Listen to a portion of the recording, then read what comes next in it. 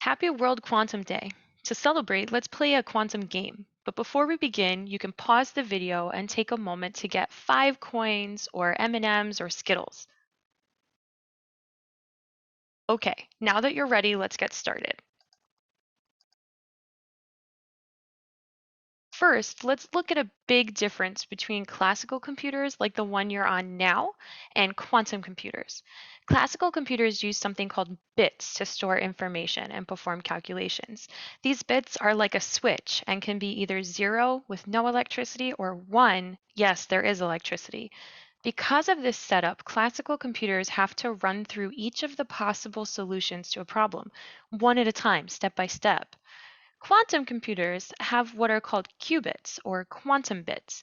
These can be 0 or 1 or sort of anything in between. But what do I mean by that? So I'm referring to a quantum phenomenon called superposition. You may have heard of this in terms of a cat.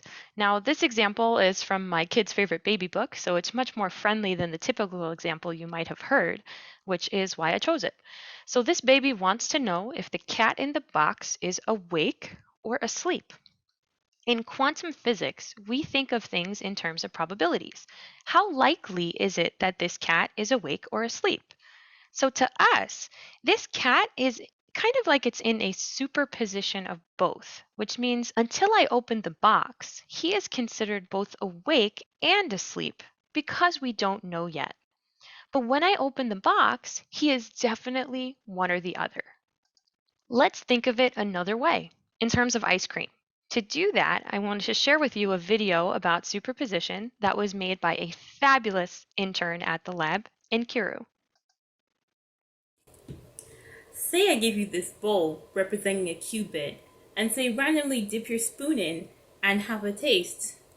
What would you taste? Well, I'm 100% sure you're tasting chocolate ice cream. Same thing with this bowl. 100% you're tasting vanilla.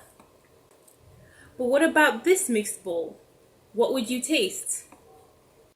You might say chocolate and vanilla, yum! But this is a qubit, so you can only get one flavor. So if you randomly dip your spoon in, what would you taste? Well, since there's more vanilla than chocolate in this bowl, there's a greater chance you'll randomly dip your spoon in and get vanilla. But there's still a possibility of getting chocolate. And that's sort of how a qubit in superposition works. There's a possibility of getting two states, but when you take a random measurement, you only get one. So now you still may be a little confused about superposition, and that's okay. That's how we all feel when we start learning about quantum computing. You'll get there with time and practice. So let's try this with something physical to help train your brain. Grab those coins or candies that you just got, and what I'd like to do is have you spin the coin on its edge, like you see on the screen. This also may take some practice. Don't feel bad. While the coin is spinning, it's a lot like superposition. The qubit, or coin in this case, has a 50-50 chance of giving us 0 heads or 1 tails. But until we stop it, we can only represent it by a superposition or combination of 0 and 1.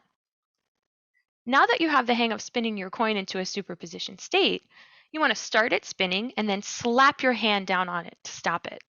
This is like taking a measurement or observing the qubit state.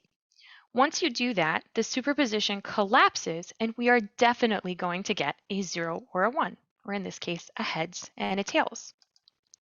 So I want you to put this coin over to the side, leave it how it landed. This will help you keep track of your results. And then we're just going to do this again with the rest of the coins. When you're done, look at how many heads or tails you got. You'll probably find that you got about half and half, because in theory, we should get half heads and half tails. Of course, your sample size was very small, so it may not have worked out exactly that way. You may have had a little more of one than the other. Now with qubits, we can do something funny. We can mess with the odds and change the probability of getting 0 or 1 to be something other than 50-50. We represent the chances with a point on a sphere. The closer the point is to the top, the more likely it is to be 1 when we measure it. The closer the point is to the bottom, the more likely it is to be 0 when we measure it. So why is this so important? Because superposition makes it possible to speed up solving certain problems. In the example on your screen, it's kind of a silly example, but it's showing how a quantum computer could make a search engine faster. For a classical computer, it has to work its way through each possibility one at a time to find the answer. So here, you see a girl asking a classical computer, that's with the pink background, which one is her favorite Pokemon? And it has to run down the list one at a time and ask her, is it Bulbasaur? Is it Ivysaur? Is it Venusaur? And so on. Then it shows the quantum computer, that's with the darker background. And because of this superposition, or ability to look at many possibilities at once, he's just like, oh my gosh, it's Snorlax. I knew that. So it's kind of like the difference between me asking you a list of yes or no questions to get to the answer, and me just saying, hey, what is the answer? And you just telling me. So thank you very much for joining me for this quick activity, and I hope you have a wonderful World Quantum Day.